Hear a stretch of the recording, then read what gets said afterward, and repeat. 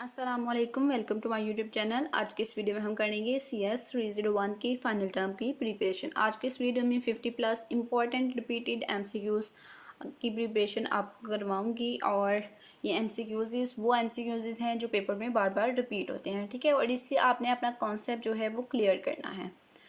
Concept अगर आपका clear होगा तो MCQs की अगर स्टेटमेंट जो है वो थोड़ी डिफरेंट भी हो जाएगी, ठीक है। तो फिर आपको बिल्कुल भी परेशानी नहीं होगी पेपर में और आप उसको खुद सॉल्व कर सकेंगे। इसलिए वीडियो को कंप्लीट देखना है और सारा कॉन्सेप्ट जो है वो अपना क्लियर कर लेना है पेपर में जाने से पहले। तो इसकी CS 301 की क्विज़ेज़ की वीडियोस जो हैं वो भी मेरे चैनल पे अपलोडेड हैं, वो भी आपने देखनी है। CS 301 प्रैक्टिकल जो है वो भी सेम सब्जेक्ट यही है, ठीक है। तो उसमें भी जितने MCQs हैं क्विज़ेज़ के वो सारे MCQs आपने प्रिपेयर कर लेने हैं पेपर में जाने से पहले।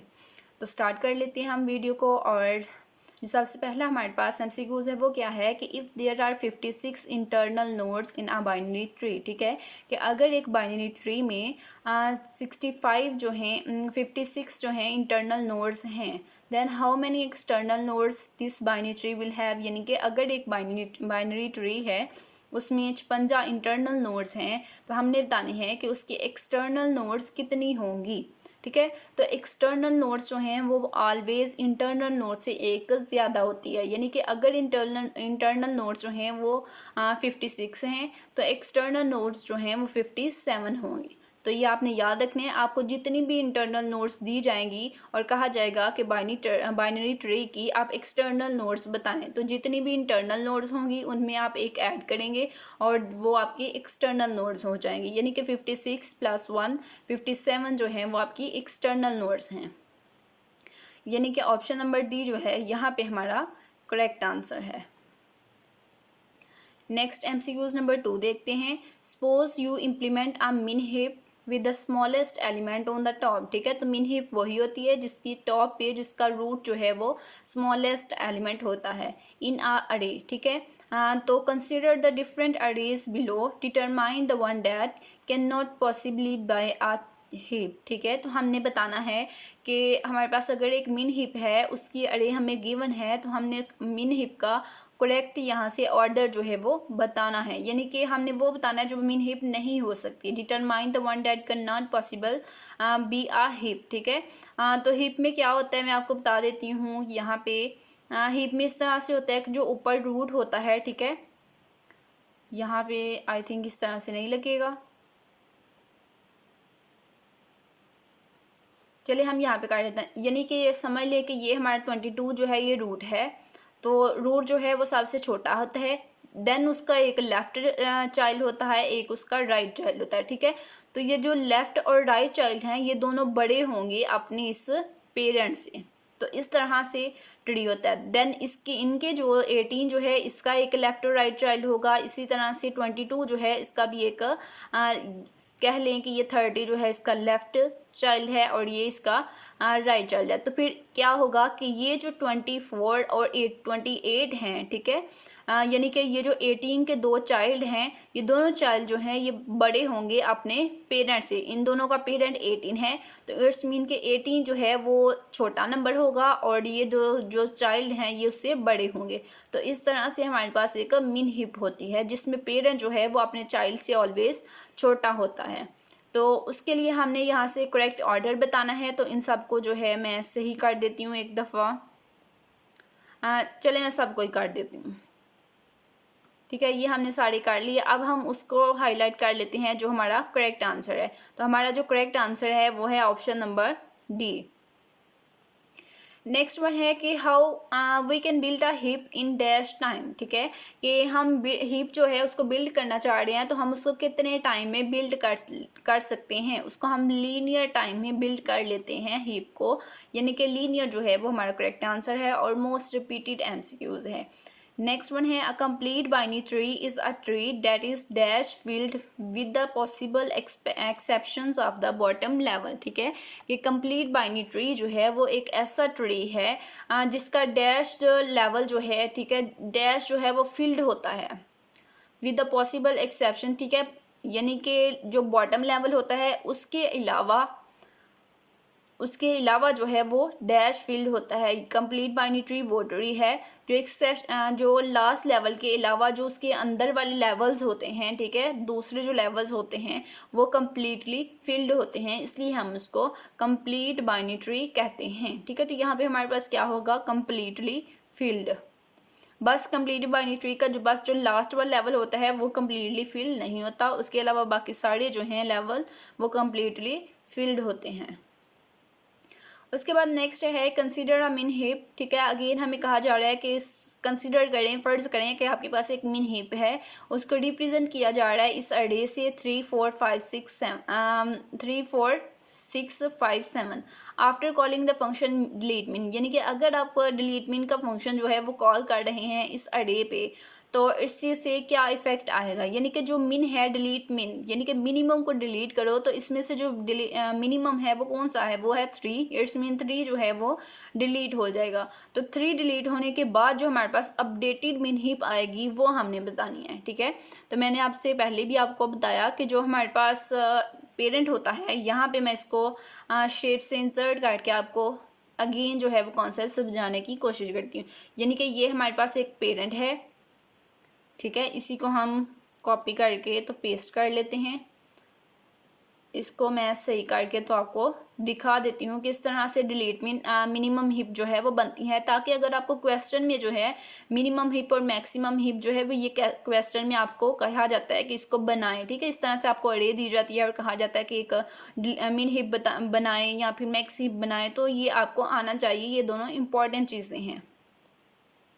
अब ये देखिए हमारे पास 3 जो है ये तो डिलीट हो गया, उसके बाद हमारे पास 4 6 7 और 5 ये 4 नोड्स रहेगी। ठीक है, तो अब इसमें से जो मिनिमम होगा वो हमारा रूट होगा। तो मिनिमम क्या है 4, क्योंकि 3 जो है वो तो डिलीट हो गया, तो यहाँ पे हम राइट कर लेते हैं ये हमारी 4 वाली नोड है। ठीक है, तो अब इसके 2 चाइल्ड हैं, तो इसके 2 चाइल्ड जो हैं, ये 4 तो हमारा रूट हो गया, उसके बाद इसके 2 चाइल्ड हैं वो कौन से होंगे, वो हमारे पास 6 7 होंगे या फिर कुछ और होगा। ठीक है, अब यहाँ पे देखिए अगर हम यहाँ पे 6 और यहाँ पे 7 लिखते हैं तो फिर यहाँ पे नीचे हमारे पास आएगा 5, लेकिन ये तो मिन हिप नहीं होगी, क्योंकि मिन हिप जो है 5 का जो पेरेंट है वो होगा 6, तो ये तो मिन हिप नहीं होगी, क्योंकि जो चाइल्ड है उसका पेरेंट जो है वो ऑलवेज छोटा होना चाहिए। तो अगर यहाँ पे 5 हो, यहाँ पे 6 हो, तो फिर ये मिन हिप नहीं होगी। ठीक है, तो इसलिए हम क्या करेंगे, हम यहाँ पे लगा लेंगे 6, यहाँ पे हम 5 जो है उसको रख लेते हैं।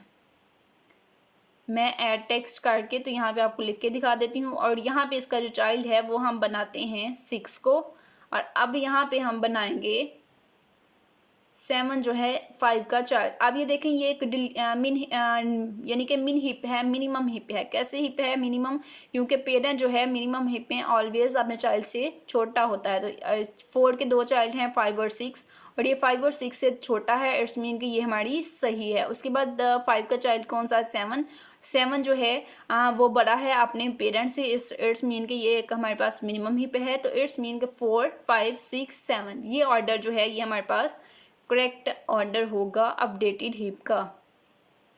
तो इसको हम हाईलाइट कर लेते हैं। उसके बाद नेक्स्ट है हमारे पास in complete binary tree the bottom level is filled from. ठीक है, अगर हमारे पास कंप्लीट बाइनरी ट्री है तो उसमें जो बॉटम लेवल है उसको हम फील्ड करते हैं कैसे। ठीक है, तो जैसे मैंने यहाँ पे किया, यहाँ पे आप देख सकते हैं कि पहले मैं लेफ्ट वाला चाइल्ड जो है उसको फिल कर रही थी, फिर मैं राइट कर रही थी। इट्स मीन कि हमारे पास कौन सा आंसर आएगा कि हम चाइल्ड को फिल करेंगे बॉटम लेवल को लेफ्ट से राइट की तरफ, यानी कि पहले हम लेफ्ट चाइल्ड बनाएंगे, फिर हम राइट, फिर लेफ्ट, फिर राइट। ठीक है, इस तरह से। तो लेफ्ट टू राइट जो है वो हमारा करेक्ट आंसर होगा। नेक्स्ट वन एमसीक्यूज नंबर 7 क्या है कि which of the following statement is true about dummy node of threaded binary tree. Threaded binary tree जो होती हैं उनकी डमी नोड के अबाउट जो स्टेटमेंट ट्रू है वो हमने बतानी है। स्टेटमेंट्स क्या हैं कि this dummy node never has a value, this dummy node has always some dummy value, this dummy node has either no value और सम डमी वैल्यू। तो ये हमारा करेक्ट आंसर है कि जो थ्रेडेड बाइनरी ट्री में जो डमी नोड होती है उसकी या तो कोई भी वैल्यू नहीं होगी या उसकी कुछ वैल्यू होगी। ठीक है, ये ज़रूरी नहीं है कि ऑलवेज उसकी कोई ना कोई वैल्यू हो। तो इट्स मीन कि हमारे पास ये ऑप्शन जो है ये करेक्ट है। नेक्स्ट वन है compiler uses which one of the following to evaluate a mathematical equations. ठीक है कि कंपाइलर जो है वो कौन सा मेथड यूज़ करता है मैथमेटिकल इक्वेशंस को सॉल्व करने के लिए, इवेलुएट करने के लिए। तो वो हमारे पास है पर्स ट्री। ठीक है, पर्स ट्री जो है उसको कंपाइलर यूज़ करता है मैथमेटिकल इक्वेशंस को इवेलुएट करने के लिए। नेक्स्ट वन है which one of the following is true about iteration. तो इटिरेशन के अबाउट जो स्टेटमेंट ट्रू है वो हमने बतानी है। वो क्या है कि iteration extensively use stack memory, threaded binary trees use the concept of iteration, iterative function calls consumes a lot of memory, यहाँ पे recursion is more efficient then iteration. तो ये हमारे पास ट्रू स्टेटमेंट है। ये हमारे पास ट्रू स्टेटमेंट है कि रिकर्जन जो है वो इटिरेशन की निस्बत ज़्यादा एफिशिएंट है। नेक्स्ट वन इंपॉर्टेंट एमसीक्यूज है, ये बहुत दफ़ा रिपीट होता है। आई हैव इम्प्लीमेंटेड द क्वी विद द सर्कुलर अरे। ठीक है कि हमने एक क्वी को इम्प्लीमेंट किया है एक सर्कुलर अरे की सपोर्ट से। ठीक है, if data is a circular array of capacity elements and last is an index into that array, what is the formula for index after last. ठीक है कि आफ्टर लास्ट, अब लास्ट से लास्ट के बाद क्या होगा कि लास्ट में एक जमा करेंगे तो वो लास्ट के बाद वाला एलिमेंट हो जाएगा। ठीक है, तो लास्ट क्या है, इंडेक्स है। ठीक है, लास्ट इंडेक्स क्या है, लास्ट प्लस वन, उसका मॉडुलस लेंगे कैपेसिटी, तो वो हमारा करेक्ट ऑप्शन होगा, यानी कि ऑप्शन नंबर सी जो है ये आप याद रख लें। ये एमसीक्यूज जो है।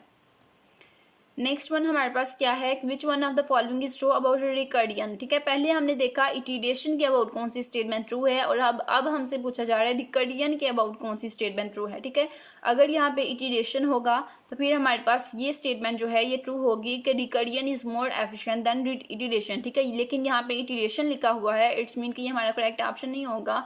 हम रिकर्जन की बात कर रहे हैं, तो रिकर्जन में हमारे पास ऑप्शन नंबर ए जो है वो करेक्ट आंसर होगा कि recursion extensively use stack memory.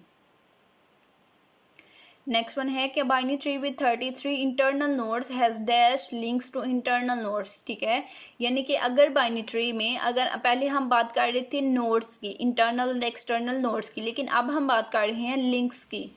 ठीक है, तो अगर हमारे पास बाइनरी ट्री में 33 इंटरनल नोड्स हैं तो उसमें कितने इंटरनल नोड्स के कितने लिंक्स होंगे। ठीक है, तो लिंक्स जो हैं वो नोड से एक कम होगा, यानी कि अगर 33 इंटरनल नोड्स हैं तो एक उससे लेस करेंगे तो वो हमारे पास उतने लिंक्स होंगे इंटरनल नोड्स के लिए। 33 इंटरनल नोड्स हैं, हम लेस करेंगे 1 तो 32 हो जाएगा। इट्स मीन कि हमारे पास इंटरनल नोड्स के लिए जो 32 लिंक्स हैं बाइनरी ट्री में। नेक्स्ट वन है threaded binary tree is a binary tree in which every node that does not have a right child has a thread to its dash successor. ठीक है, threaded binary tree में जो binary tree है अगर उसका every node, ठीक है, हर node, binary tree की हर नोड जिसका राइट चाइल्ड जो है वो थ्रेड नहीं होगा। ठीक है, तो टू इट्स डैश सक्सेसर, उसका सक्सेसर क्या होगा, इसका इन ऑर्डर सक्सेसर होगा जिसका राइट चाइल्ड जो है वो थ्रेड नहीं होगा। Binary search is an algorithm of searching use with the dash data. ठीक है, बाइनरी सर्च जो है वो एक सर्चिंग की एल्गोरिथम है, तो इसको हम यूज़ करते हैं सॉर्टेड डाटा के साथ। ठीक है, जब हमारे पास डाटा सॉर्टेड होता है तब हम बाइनरी सर्च को यूज़ करते हैं, इस बाइनरी सर्च के एल्गोरिथम को। नेक्स्ट वन है कि binary relation R over S is called an equivalence relation if it has property following property. ठीक है, तो ये रिफ्लेक्सिव, सिमेट्रिक, ट्रांजिटिव, ये जो प्रॉपर्टी है इक्विवेलेंस रिलेशन की, इनको आपने हैंड ओवर से अच्छे से प्रिपेयर कर लेना है। ठीक है, क्वेश्चन के तौर पर भी आपसे पूछी जा सकती हैं और एमसीक्यूज के लिए भी इम्पॉर्टेंट है। अब यहाँ पे हमसे क्या पूछा गया है कि अगर एक बाइनरी रिलेशन आर है एस पर, ठीक है, तो इसको हम कहेंगे equivalence relationship if it has, अगर इसमें कौन कौन सी प्रॉपर्टी होगी, तो अगर इसमें तीनों प्रॉपर्टीज़ होंगी यानी कि रिफ्लेक्सिव, सिमेट्रिक और ट्रांजिटिव तीनों होंगी तो हम कहेंगे ये एक इक्विवेलेंस रिलेशन है, यानी कि all of the given options हमारे पास करेक्ट आंसर होगा। नेक्स्ट वन है if a complete binary tree has height h then its number of nodes will be. ठीक है, अगर एक कंप्लीट बाइनरी ट्री है उसकी हाइट एज है तो उसकी नंबर ऑफ नोड्स कितनी होंगी। तो नंबर ऑफ नोड्स फाइंड करने का हमारे पास एक फार्मूला है 2 की पावर एज। ठीक है, ये 2 एज नहीं है बल्कि 2 की पावर एज प्लस 1 और फिर -1। ये हमारे पास फार्मूला है जब हमारे पास कंप्लीट बाइनरी ट्री की हाइट जो है वो गिवन है और हमने नंबर ऑफ नोड्स फाइंड करनी है। तो उसके लिए हम क्या करेंगे, हम करेंगे 2⁻h+1 और फिर -1, ये फार्मूला यूज़ करेंगे। यानी कि जो हमें हाइट गिवन है उसको एज की जगह पे पुट करके तो इस फार्मूले में एज की वैल्यू पुट करेंगे और आंसर निकाल के हमारे पास नंबर ऑफ नोड्स जो हैं वो आ जाएंगे। नेक्स्ट वन है compiler uses which of the following to evaluate mathematical expression. तो मैथमेटिकल इक्वेशंस जो हैं उनको इवेलुएट करने के लिए कंपाइलर पर्स ट्री जो है उसको यूज़ करता है। नेक्स्ट वन है इन अ मिन hip percolate down procedure will move smaller value dash and bigger value dash. ठीक है, तो जब हम मिन हिप यूज़ कर रहे होते हैं, मिन हिप में हमारे पास जो परकुलेट डाउन प्रोसीजर है वो स्मॉलर वैल्यू को अपवर्ड मूव कर देता है और बिगर वैल्यू को डाउन मूव कर देता है। ठीक है, जैसा कि हमने देखा आपके मिन हिप में जो स्मॉलेस्ट वैल्यू होती है वो सबसे ऊपर होती है। ठीक है, तो जो सबसे बिगर वैल्यू होती है वो सबसे लास्ट पे होती है। तो वही चीज़ यहाँ पे बताई जा रही है कि मिन हिप में परकुलेट डाउन मेथड जो है वो स्मॉलर वैल्यू को अपवर्ड मूव कर देता है और बिगर वैल्यू को डाउनवर्ड। यानी कि ऑप्शन नंबर जो हमारे पास सी है वो करेक्ट आंसर होगा, अप एंड डाउन। उसके बाद नेक्स्ट है कि maximum number of external nodes for a binary tree of height h is. ठीक है, यानी कि अगर हमारे पास हाइट गिवन है बाइनरी ट्री की और हमने उसकी external maximum number of external nodes find करनी है तो वो हम किस तरह से करेंगे। तो उसके लिए हमारे पास फार्मूला है 2h। ठीक है, तो जो भी हमारे पास हाइट है उसको हम ठीक है उसको 2 की पावर करेंगे तो हमारे पास maximum number of external nodes आ जाएंगे। ये 2h नहीं है बल्कि 2 की पावर h है। ठीक है, चले मैं इसको अगेन यहाँ पे राइट करके आपको दिखा देती हूँ। 2 की पावर एज है इस तरह से। ठीक है, जो भी आपके पास हाइट गिवन होगी बाइनरी ट्री की उसको आप 2 की पावर करेंगे तो आपके पास maximum number of external nodes आ जाएंगी। नेक्स्ट वन है in threaded binary tree the null pointers are replaced by. ठीक है, थ्रेडेड बाइनरी ट्री में हम नल पॉइंटर को रिप्लेस करते हैं किस से, तो नल पॉइंटर को हम रिप्लेस करते हैं थ्रेडेड बाइनरी ट्री में इन ऑर्डर सक्सेसर और यहाँ फिर प्रीडिसेसर से, इन ऑर्डर सक्सेसर या फिर प्रीडिसेसर से। नेक्स्ट वन है if a complete binary tree has n number of nodes then its height will be. ठीक है, कि अगर हमारे पास कंप्लीटली बाइनरी ट्री में n नंबर ऑफ नोड्स हैं, पहले हमें हाइट बताई जा रही थी और कहा जा रहा था कि नंबर ऑफ नोड्स फाइंड करें। अब हमें कंप्लीट बाइनरी ट्री की नंबर ऑफ नोड्स बताई जा रही हैं n है और हमने इसकी हाइट फाइंड करनी है। तो ये सारे फार्मूलाज जो हैं ये आपको आने चाहिए, ये इंपॉर्टेंट फार्मूलाज हैं और इस तरह के MCQs आपको पूछे जाएंगे एग्जाम में। तो अब हमारे पास नंबर ऑफ नोड्स n है, हमने बाइनरी ट्री की हाइट फाइंड करनी है तो उसके लिए भी हमारे पास एक फार्मूला है। फार्मूला क्या है कि log 2 into n plus 1 into -1। तो ये हमारे पास फार्मूला है, ये आपके हैंडआउट्स में गिवन है, वहाँ से आप इसको देख सकते हैं। नेक्स्ट वन है कि if the bottom level of a binary tree is not completely filled depict that tree is not a dash. ठीक है, कि अगर बाइनरी ट्री का जो लास्ट वाला लेवल है वो अगर कम्प्लीटली फिल नहीं है तो इट्स मीन कि ट्री जो है वो डैश नहीं है, ट्री जो है वो कंप्लीट बाइनरी ट्री नहीं है। नेक्स्ट वन है कि which of the following statement is true about dummy node of the threaded binary tree. तो थ्रेडेड बाइनरी ट्री की डमी नोड के अबाउट कौन सी स्टेटमेंट जो है वो हमारे पास करेक्ट है। तो वो डमी स्टेटमेंट की जो हमारे पास करेक्ट स्टेटमेंट है वो है कि left pointer of the dummy node point to the root node of the tree while the right pointer points itself to dummy node.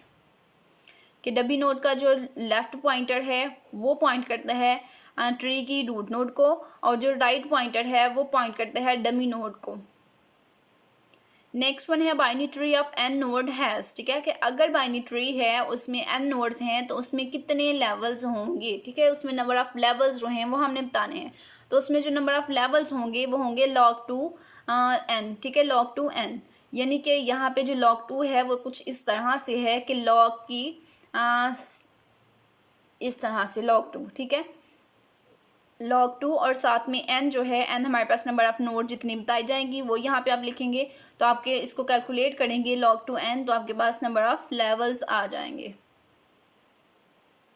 Next one है which one of the following is not an example of equivalence relationship. तो equivalence relationship की कौन सी example नहीं है? Electrical connectivity ये भी example है, set of people, set of pixels, ये सारी जो हैं ये एग्जाम्पल्स हैं, लेकिन ये जो हमारे पास रिलेशन है ये इक्विवेलेंस रिलेशनशिप की एग्जाम्पल नहीं है। नेक्स्ट वन है which of the following heap method increase the value of the key at position P by the amount delta. ठीक है कि हिप का कौन सा मेथड जो है वो पोजीशन पी की वैल्यू को इंक्रीज करता है डेल्टा की अमाउंट से। तो वो हमारे पास है इंक्रीज की पी डेल्टा। ठीक है पी की वैल्यू को इंक्रीज किया जा रहा है, पी और डेल्टा की वैल्यू को इंक्रीज किया जा रहा है, तो उसके लिए हमारे पास ये मेथड है, ऑप्शन नंबर ए। नेक्स्ट वन है कि which one of the following statement is correct. हमने बताना है इन स्टेटमेंट में से कौन सी स्टेटमेंट जो है वो करेक्ट है। इंपॉर्टेंट स्टेटमेंट है ये, एमसीक्यूज है जो हमने क्विज किए थे उसमें भी ये एमसीक्यूज बार बार पूछा जा रहा था और एग्जाम में भी आपको पूछा जा सकता है। तो ये क्या है कि which of the following statement is true. तो हमारे पास जो करेक्ट स्टेटमेंट है हम डायरेक्टली उस पर जाते हैं और उसकी बात करते हैं ताकि वीडियो जो है वो ज़्यादा लेंथी ना हो। तो थ्रेडेड बाइनरी ट्री जो है वो एक ऐसा ट्री है जिसमें हर नोड जो है उसका लेफ्ट चाइल्ड थ्रेड होता है, ठीक है, 2 ईयर्स इन ऑर्डर प्रीडिसेसर में। नेक्स्ट वन है while joining nodes in the building of Hopman encoding tree. तो हाफमैन इनकोडिंग ट्री का जो मेथड है ये भी आप तमाम स्टूडेंट्स को आना चाहिए। हाफमैन इनकोडिंग ट्री का मेथड आपके हैंडआउट्स में गिवन है। तो जब आप हाफमैन इनकोडिंग ट्री में नोड्स को ज्वाइन कर रहे होते हैं, if there are more nodes with same frequency, ठीक है, कि अगर आपके पास ज़्यादा 2 से ज़्यादा नोड्स हैं जिनकी फ्रीक्वेंसी सेम है, ठीक है, वही चूज़ द नोड। तो हम कौन सी चूज़ जो है नोड्स जो है उनको चूज़ करेंगे। तो हम जो है हम रैंडमली कोई 2 जो सेम फ्रीक्वेंसी की नोड्स होंगी उनको चूज़ कर लेंगे। तो फिर रैंडमली जो है हमारा करेक्ट आंसर होगा। विच of the following is the property of binary tree. तो बाइनरी ट्री की प्रॉपर्टी क्या है? बाइनरी ट्री की प्रॉपर्टी है कि एक बाइनरी ट्री में अगर n इंटरनल नोड्स हैं तो उसमें n+1 एक्सटर्नल नोड्स होंगे। जो वेरी फर्स्ट एमसीक्यूज हमने किया था वो इस प्रॉपर्टी के रिलेटेड ही था कि उसमें हमें इंटरनल नोड्स n गिवन थी, तो हमने एक उसमें ऐड करके तो उसकी एक्सटर्नल नोड्स फाइंड कर ली। नेक्स्ट वन है कि जब आप हाफमैन इनकोडिंग ट्री जो है उसको बिल्ड कर रहे हैं तो the new node that is the result of joining 2 node has the frequency. ठीक है, तो जब हम हाफमैन इनकोडिंग ट्री बिल्ड कर रहे हैं तो हमने 2 नोड्स को जिनकी फ्रीक्वेंसी सेम थी, ठीक है, उन 2 को ज्वाइन करके, ठीक है, 2 नोड्स को ज्वाइन करके उनकी फ्रीक्वेंसी को ज्वाइन करके तो उसका रिजल्ट जो है न्यू नोड का रिजल्ट क्या होगा? तो न्यू नोड का रिजल्ट वही होगा जो उन 2 नोड्स की फ्रीक्वेंसी है उनको ऐड करके, यानी कि उनके सम के इक्वल जो है 2 फ्रीक्वेंसीज, यानी कि जो 2 नोड्स हमने ज्वाइन करवाई हैं उनकी जो फ्रीक्वेंसी थी उनका हम सम लेंगे और वो सम जो होगा वो न्यू नोड की फ्रीक्वेंसी होगी। ऑप्शन नंबर सी हमारे पास करेक्ट आंसर होगा। नेक्स्ट वन है use of binary tree in compression of data. Data is known as, ठीक है, तो जब हम बाइनरी ट्री में कंप्रेशन ऑफ डाटा को यूज़ करते हैं तो उसको हम कहते हैं हाफमैन इनकोडिंग। इंपॉर्टेंट एमसीक्यूज है ये भी। नेक्स्ट वन है कि if there are n elements in an array then the number of maximum steps needed to find an element using binary search is. ठीक है, कि अगर हमारे पास अरे में n एलिमेंट्स हैं, हम उसमें अरे में से कोई नंबर जो है वो फाइंड करना चाह रहे हैं, तो उसके लिए हमें मैक्सिमम कितने स्टेप्स जो हैं वो बाइनरी सर्च में उस एलिमेंट को फाइंड करने के लिए ज़रूरत होगी कितने नंबर ऑफ स्टेप्स की। तो हमें जो नंबर ऑफ स्टेप्स की नीड होगी वो होगी log 2n।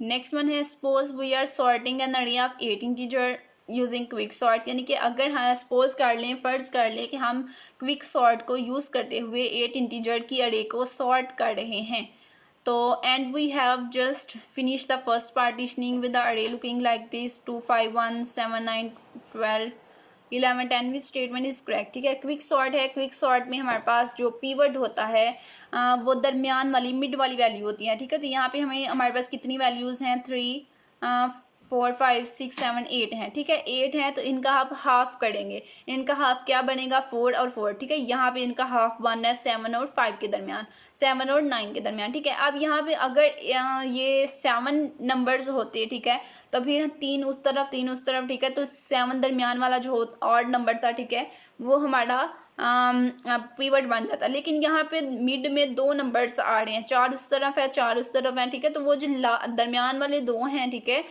7 और 9, इनमें से कोई भी एक पिवट हो सकता है रैंडमली, ठीक है। 7 या 9 दोनों में से कोई भी पिवट हो सकता है। इट्स मीन कि ऑप्शन नंबर ए जो है वो हमारा करेक्ट आंसर होगा। नेक्स्ट वन MCQs नंबर 33 है, by using dash we avoid the recursive method of traversing a tree which makes use of stacks and consume of lot of memory and time, ठीक है, कि किसको use करके हम recursive method को tree के recursive method को avoid कर सकते हैं। रिकर्सिव मेथड क्या करता है कि लॉट ऑफ मेमोरी और टाइम को कंज्यूम कर लेता है और स्टैक को यूज़ करता है, तो हम इसको अवॉइड कर सकते हैं by using threaded binary tree. Next one है, in the worst case of deletion in AVL tree requires, ठीक है, कि AVL ट्री का डिलीशन का केस है तो उसका वर्स्ट केस है, ठीक है, तो उसको क्या रिक्वायर होगा, ठीक है, कितनी रोटेशन जो हैं वो रिक्वायर होगी, तो उसको रोटेशन जो हैं वो रिक्वायर होंगी equal to log2n। Important MCQs है ये भी। नेक्स्ट वन है कि which of the following is not a correct statement about table ADT, तो टेबल जो है उसके अबाउट कौन सी स्टेटमेंट ट्रू नहीं है वो हमने बतानी है। फर्स्ट MCQs क्या है कि इन are table the type of information in column में बी डिफरेंट। जी बिल्कुल, टेबल है तो उसमें उसके कॉलम्स की इंफॉर्मेशन जो है वो डिफरेंट हो सकती है। रो की टेबल की जो रो होती है उसको हम रिकॉर्ड कहते हैं।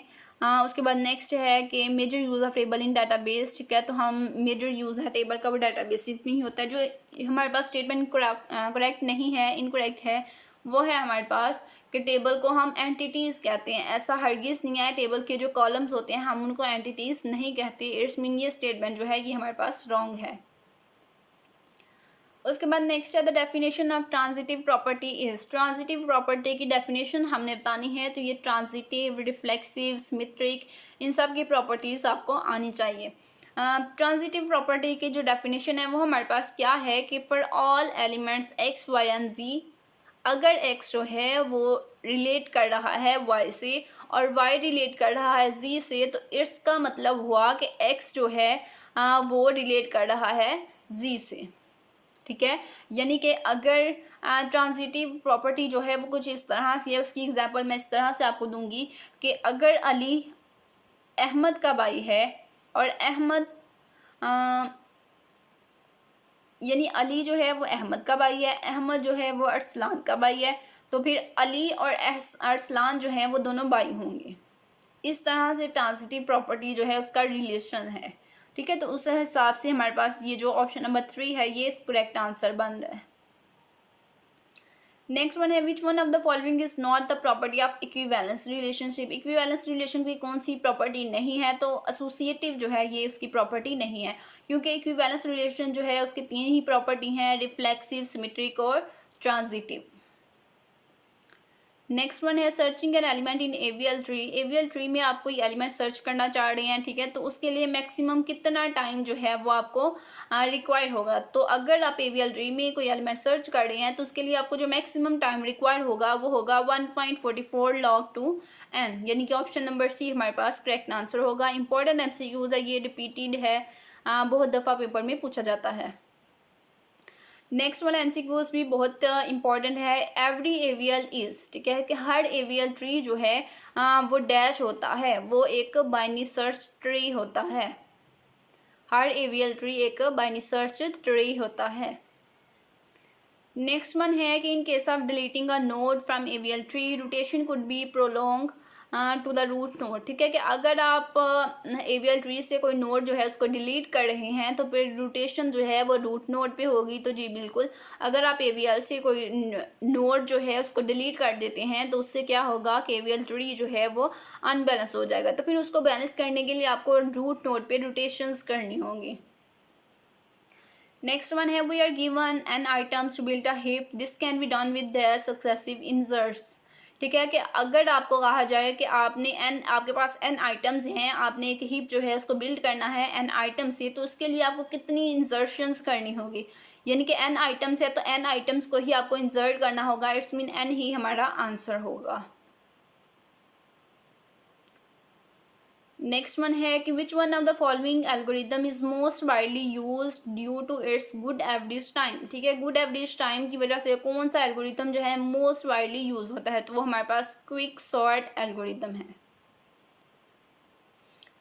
तो ये bubble sort, insertion, quick sort, merge sort, इन सब के मेथड जो हैं वो आपको आने चाहिए कि ये सॉर्ट किस तरह से किए जाते हैं। ये सॉर्ट जो हैं ये क्वेश्चन के तौर पर, लॉन्ग क्वेश्चन के तौर पर स्टूडेंट से पूछे जाते हैं कि आपको एक अरे गिवन होगी और आपको कहा जाएगा इस अरे पे आप बबल सॉर्ट करें या फिर इंसर्शन क्विक सॉर्ट का एल्गोरिदम अप्लाई करें, मर्ज सॉर्ट का एल्गोरिदम। बहुत आसान ये मेथड्स हैं, एल्गोरिदम्स हैं। ठीक है, जस्ट आप हैंडआउट्स को एक दफ़ा देखें, उसमें ये जो मेथड्स हैं सारे डिफाइन किए गए हैं, तो बहुत ईजी हैं ये, इनको आप प्रिपेयर कर लीजिएगा पेपर में जाने से पहले क्वेश्चन के तौर पर। नेक्स्ट क्या है कि if both pointers of a node in a कम्बाइनरी tree are null then it will be a dash. ठीक है, कि अगर बाइनरी ट्री में किसी नोड के दोनों पॉइंटर्स जो हैं वो नल है, इट्स मीन के वो एक लीफ नोड है। ऑप्शन नंबर बी हमारा करेक्ट आंसर होगा। नेक्स्ट वन है which one of the following method is helpful in creating heap at once. ठीक है, तो अगर आप हीप को एट वंस क्रिएट करना चाह रहे हैं तो उसके लिए जो हमारे पास हेल्पफुल मेथड है वो है percolate down method. Next one है which one of the following is not true regarding the maze generation. तो मेज जनरेशन के अबाउट ये इंपॉर्टेंट एमसीक्यूज है, रिपीट होता है पेपर में। मेज जनरेशन के अबाउट कौन सी स्टेटमेंट जो है वो ट्रू नहीं है, तो ये वाली स्टेटमेंट जो है ये ट्रू नहीं है। Remove a randomly chosen wall if the cells it separates are already in the same set. Next one है for a perfect binary tree of height h having n node the sum of heights of node is। यानी कि अगर आपके पास एक perfect binary tree है, उसकी height h है, उसमें n नोड्स हैं, n नंबर ऑफ नोड्स हैं, तो आपने बताना है कि सम ऑफ हाइट ऑफ नोड की सम ऑफ हाइट जो है वो क्या होगी। ठीक है, तो इसके लिए भी हमारे पास एक फार्मूला है, ये फार्मूला है कि n minus into H plus one, यानी कि जो आपके पास नंबर ऑफ नोड्स गिवन है वो यहाँ पे n की जगह पे पुट करेंगे, जो हाइट आपके पास गिवन है वो यहाँ पे पुट करेंगे और इस फार्मूले को आप कैलकुलेट करके सिंप्लीफाई करके आपके पास जो सम ऑफ हाइट्स ऑफ नोड है वो आ जाएगी। नेक्स्ट वन है what is the best definition of Boolean in hash table. Hash table जो है इनको भी आप देख लीजिएगा क्वेश्चन के तौर पर। तो ये स्टेटमेंट जो है ये हमारे पास हैश टेबल के बुलियन के अबाउट करेक्ट स्टेटमेंट है कि to entries with different keys have the same exact hash value. तो फिर हम कहेंगे कि हैश टेबल में बुलियन हो रही है। नेक्स्ट वन है which of the following can be inclusion criteria for pixels in image segmentation. ठीक है, कि इमेज सेगमेंटेशन में पिक्सल्स की क्राइटेरिया, इंक्लूजन का क्राइटेरिया जो है वो कौन सा हो सकता है। Pixel intensity, texture, threshold of intensity, all जो है ये हमारे पास करेक्ट ऑप्शन होगा। नेक्स्ट वन है there is dash case for rotation in AVL tree. तो एवीएल ट्री में रोटेशन की हमारे पास 4 केसेस हैं। ठीक है, 4 तरह से हम रोटेशन जो है वो अप्लाई कर सकते हैं एवीएल ट्री पे, left right, right left, left right. ठीक है, तो 4 केसेस हैं। नेक्स्ट वन है क्या complete binary tree of height dash has nodes between 16 to 30। ठीक है, कि हमारे पास एक कंप्लीट बाइनरी ट्री है, उसमें हाइट क्या होगी अगर उसमें नोड्स जो हैं वो 16 से 31 के दरमियान होंगी। तो इसको आप किस तरह से करेंगे, अब आपके पास 16 है तो आप 16 को किस तरह से, अगर आपके पास 16 नोड्स हैं तो आप 2 की पावर देखेंगे कि कितने नंबर होगा, तो हमारे पास 16 आंसर आएगा। जैसे 2 की पावर 4 हो तो हमारे पास आंसर आता है 16। इट्स मीन कि हमारे पास अगर हाइट 4 होगी तो नोड जो हैं वो 16 से 31 के दरमियान होगी, तो 4 जो है वो हमारा आंसर है। नेक्स्ट वन है कि Hopman encoding uses dash tree to develop codes of varying lengths for the letter used in the original message। ठीक है, तो यहाँ पे हमारे पास बाइनरी ट्री जो है वो यूज़ होगा, हाफमैन इनकोडिंग जो है वो बाइनरी ट्री को यूज़ करता है ओरिजिनल मैसेज के लिए। नेक्स्ट वन है union is a dash time operation. तो यूनियन जो है वो एक कांस्टेंट टाइम ऑपरेशन है। ठीक है, कांस्टेंट टाइम ऑपरेशन है यूनियन। इंपॉर्टेंट एमसीक्यूज है। नेक्स्ट वन है कि binary tree with N internal nodes has dash links to internal and dash links to external, यानी कि अगर एक आपके पास अगर आपके पास एक बाइनरी ट्री है उसमें एन इंटरनल नोड्स हैं तो उसमें कितने लिंक्स होंगे, कितने इंटरनल लिंक्स होंगे और कितने एक्सटर्नल लिंक्स होंगे। ठीक है, तो अगर आपके पास एन इंटरनल नोड्स हैं 2n आपके पास लिंक्स होंगे टोटल, और इंटरनल जो होंगे वो n-1 होंगे और एक्सटर्नल n+1, यानी कि ऑप्शन नंबर सी जो है वो आपके पास करेक्ट आंसर होगा। बहुत इंपॉर्टेंट और रिपीटेड एमसीक्यूज है ये। We convert the dash pointer of binary to threads in threaded binary tree। ठीक है, तो हम जो हमारे पास नल पॉइंटर्स होते हैं उनको हम थ्रेड्स में कन्वर्ट करते हैं थ्रेडेड बाइनरी ट्री में। नेक्स्ट वन है if one pointer of a node in a binary tree is null then it will be. ठीक है, अगर पॉइंटर नोड का एक पॉइंटर जो है वो नल होगा कंप्लीट बाइनरी ट्री में, फिर हम कहेंगे कि ये एक्सटर्नल नोड है। अगर दोनों नल होंगे फिर ये लीफ नोड होगा, लेकिन अगर एक नल होगा तो फिर हम कहेंगे ये एक्सटर्नल नोड है। नेक्स्ट वन है which of the following statement is correct. हमने करेक्ट स्टेटमेंट बतानी है, तो हमारे पास जो करेक्ट स्टेटमेंट होगी वो होगी option number C. Hopefully video जो है वो आपके लिए हेल्पफुल रही होगी, और हमने 50+ यानी कि 55 एमसीक्यूज आज की इस वीडियो में प्रिपेयर किए हैं। ये वीडियो जो है इंशाल्लाह आपके लिए बहुत हेल्पफुल रहेगी और बहुत से एमसीक्यूज जो हैं आपके पेपर में इस वीडियो से आएंगे। चैनल को सब्सक्राइब करें ताकि नेक्स्ट आने वाली वीडियोस जो हैं वो आप तक पहुंचती रहें। इसके अलावा आपने CS 301 के क्विज़ेस और CS 301 प्रैक्टिकल के क्विज़ेस जो हैं उनको भी पेपर में जाने से पहले प्रिपेयर कर लेना है। तमाम क्विज़ेस जो हैं वो आपको मेरे चैनल पे मिल जाएंगे।